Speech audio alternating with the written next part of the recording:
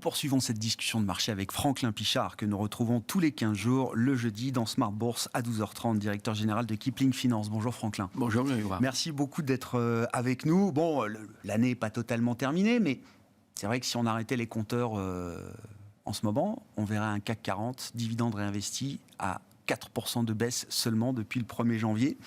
Je reste frappé par cette performance, alors certes négative, mais à peine négative au terme d'une année 2022 qui aura été quand même décoiffante. Oui, le bilan à ce jour n'est absolument pas le reflet de ce que nous avons vécu tout au long de l'année. Ça a été une année très compliquée, tout comme 2023, pour les raisons que vous venez d'évoquer avec Frédéric Ducozet, le seront et nous réserverons une année de tous les dangers en dents de scie, comme on a pu l'avoir en 2022. Et c'est vrai que le boulot de gérant a été très compliqué. On a pu l'évoquer, ou on l'évoque quand on se voit entre professionnels, journalistes, un peu ras-le-bol des banquiers centraux. On aimerait bien s'interroger et se préoccuper plus de la micro des entreprises que d'être suspendu à la politique monétaire des grands argentiers, des conséquences que ça peut avoir. Les hausses de taux, c'est la hausse des frais financiers pour les entreprises. L'inflation, c'est la hausse des prix, c'est la hausse des salaires. Et puis, on a eu, évidemment, au cœur des préoccupations pour tout le monde, ça a été l'Ukraine. Et l'Ukraine en 2023, est-ce que c'est bonne surprise ou mauvaise surprise? Donc voilà, il y a des sujets 2023 sur lesquels on reviendra, mais on sort d'un environnement qui nous laisse beaucoup plus de questions que nous n'avons obtenu une réponse. J'entendais, et effectivement, on lit de plus en plus que peut-être même que l'Allemagne ne rentrera pas en récession en 2023. Pardon, tout le monde avait gravé dans le marbre cette récession en Europe. L'Allemagne devait être en récession au 2e trimestre, ça n'a pas été le cas. Au 3e trimestre, ça n'a pas été le cas. Alors ce sera sûrement à partir du 4e trimestre, et ce ne sera peut-être pas encore le cas.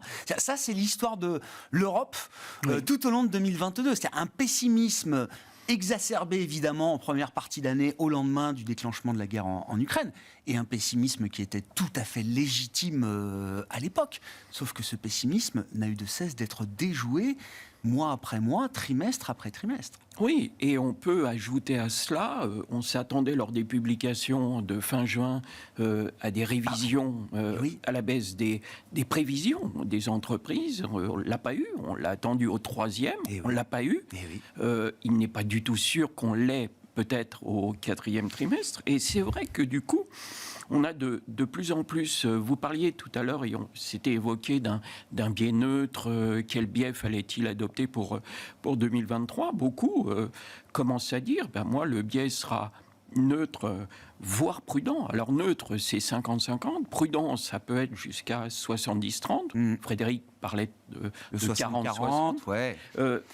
Et c'est vrai que aujourd'hui, quand on se place d'un point de vue stratégique dans notre investissement, c'est de dire on reste très très prudent jusqu'aux révisions, parce qu'on n'imagine pas, avec ce qu'on vient de se dire à l'instant sur les différents coûts, salaires, prix, énergie et compagnie, que les entreprises, à un moment, n'aillent pas réviser à la lumière ou à l'aube de récession ou de non-récession, mais enfin, ce ne sera pas comme avant, quand même, quoi.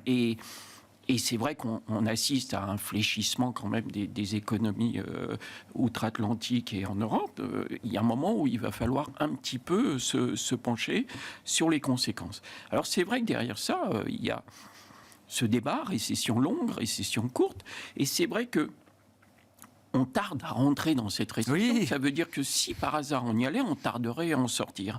Mais c'est pas aujourd'hui le scénario le plus mis en avant, celui qui est mis en avant, effectivement, c'est toujours peut-être une récession plus courte, moins profonde, et certains économistes stratégistes considèrent que après s'être pris les pieds dans le tapis en ayant utilisé comme variable d'ajustement les licenciements pendant le Covid, les entreprises se disent c'est beaucoup trop compliqué de recruter, ce qui est encore le cas aujourd'hui, et elles vont garder le plus longtemps possible les salariés, et par conséquent, ça aura un impact un petit peu moindre sur la demande. Donc effectivement, ça permettra de relancer la machine plus rapidement et d'une façon plus construite et solide.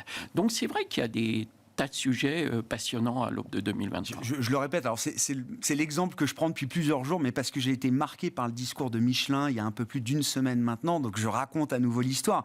Michelin, début 2021, prévoit un plan de restructuration, un plan de départ volontaire, comme on dit, qui doit voir partir 1200 personnes salariées des usines de Michelin. Pour la partie production, il y a une semaine de ça, Michelin a révisé son plan à la baisse, en disant, écoutez, moi, récession ou pas en Europe, je devais faire partir 1200 gars dans mes usines, je vais en garder au moins la moitié. Parce que j'ai de la production à servir, j'ai des carnets de commandes qui sont pleins, et j'ai des clients à livrer. Donc on verra, peut-être que la demande va s'affaiblir, peut-être que mon rythme de prise de commande va ralentir ou s'effondrer. Mais en attendant, j'ai suffisamment de stock de commandes pour me dire que ces gars-là, j'ai pas envie de les voir partir maintenant. Oui, aujourd'hui, les seules entreprises qui se lancent dans des opérations de réduction d'effectifs, on l'a vu avec Elon Musk, c'est ceux qui ne l'avaient pas fait pendant le Covid, ou Amazon et compagnie, qui là, effectivement, avec un effet de retard, prennent ces dispositions, mais le gros des boîtes, aujourd'hui, dans l'industrie, dans les cycliques et autres, ça n'est pas la priorité. Non. Et ça, c'est plutôt un bon signe pour 2023. Comment est-ce qu'on a envie de commencer 2023 ? Alors, je comprends effectivement, globalement, dans une stratégie, la poche action doit être encore limitée. C'est ce que je comprends, Franklin. Et puis, tout l'univers du crédit redevient effectivement intéressant, retrouve des perspectives intéressantes en termes de rendement, de dividendes. Donc ça, c'est une poche clé aujourd'hui, évidemment, dans les stratégies d'investissement. Sur la partie action, s'il faut quand même toujours conserver une poche action, quel type de secteur, quel type d'action est-ce qu'on a envie d'avoir en portefeuille pour faire face à différents scénarios de 2023. En tout cas, on peut imaginer que le sentiment de marché va évoluer entre persistance de l'inflation, risque de récession. Enfin, ce mouvement de balancier n'est sans doute pas terminé. Quels sont les enseignements là, après 2022 qu'on peut retirer et quelles sont les actions qu'on a envie de garder en portefeuille aujourd'hui ? Alors, on va dire que c'est relativement simple, entre guillemets, c'est-à-dire qu'on va aller vers la qualité, les bilans sains, les boîtes pas trop endettées et celles pour lesquelles il y a une visibilité qui va au-delà même de la crise et des gesticulations immédiates. L'aéronautique, conserver des titres comme Airbus, comme Safran, reste, à mon avis, une bonne option. Après, on a... Et ça, je m'en rends compte. J'ai été long à adhérer à cette idée, mais les labels ISR-ESG, à chaque fois qu'on a des discussions avec les gérants, une valeur qui n'est pas ESG, qui n'a pas les labels ISR, elle est blacklistée. On ne l'achète pas, quelle que soit la qualité de la valeur. C'est niet. On l'a vu à travers, et j'y reviendrai, à travers des accidents de parcours comme Téléperformance et autres, qui ont été sanctionnés uniquement sur des craintes par rapport à des pertes de labels ESG. Donc on est vraiment de gouvernance sociale, la façon de traiter ces salariés et le confort qu'on veut bien accepter de leur accorder. Et donc, ces labels vont être essentiels également dans le choix. C'est pas la peine d'avoir une belle valeur, c'est pas la peine d'avoir un super truc. Si elle n'a pas ces labels, c'est de l'argent. Une valeur de qualité sur le plan extra-financier, vous dites. Exactement. Elle doit générer de la surperformance. Elle doit avoir une performance à un moment qui reflète aussi cette qualité extra-financière. Ah oui, complètement. Moi, je discute avec des gérants de fonds qui sont long short, qui sont diversifiés, qui sont peu importe quoi. Ils nous disent, on envoie un questionnaire aux sociétés, elles nous répondent pas, on l'achète pas. Même, et donc ils sont en amont, fait tout un screening sur la qualité de la boîte, ses résultats financiers, et puis après ils posent les autres questions. Pas de réponse, elle est vendue ou pas achetée purement et simplement. Elle sort de leur univers de valeur. Après, au-delà de ça, il va falloir avoir des cycliques qui profiteront. On aura des bonnes nouvelles, on l'a dit, peut-être pas de récession. La réouverture de la Chine qui se fera, qui commence à se dégeler un petit peu. Donc il y aura des cycliques de qualité, il faudra aller sur des Schneider. Et puis, l'énergie restera primordiale, des valeurs comme Engie, comme Air Liquide, sont des titres qu'on gardera en fond de portefeuille. Le luxe a prouvé une fois encore la qualité, malgré les performances et les parcours qu'on a vus. N'oublions pas qu'Hermès a été à 1730, on l'a vu à 950, et qu'on est à 1500 et quelques. Donc on a véritablement... Hermès et LVMH vont terminer l'année en positif. Exactement. Depuis le 1er juin. Ces boîtes-là, elles sont passées par des moins 20, des moins 30, des moins 40 par rapport à leur plus haut cette année 2022. Tout à fait. La seule qui restera très nettement négative cette année, c'est Kering. On sait pourquoi. Enfin, c'est un sujet un petit peu différent.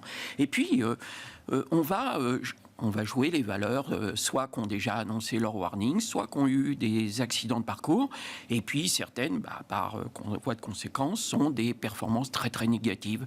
Et on continue de garder quand même des Dassault Systèmes, quand même leader européen dans le logiciel, et qui affiche une performance de moins 31%.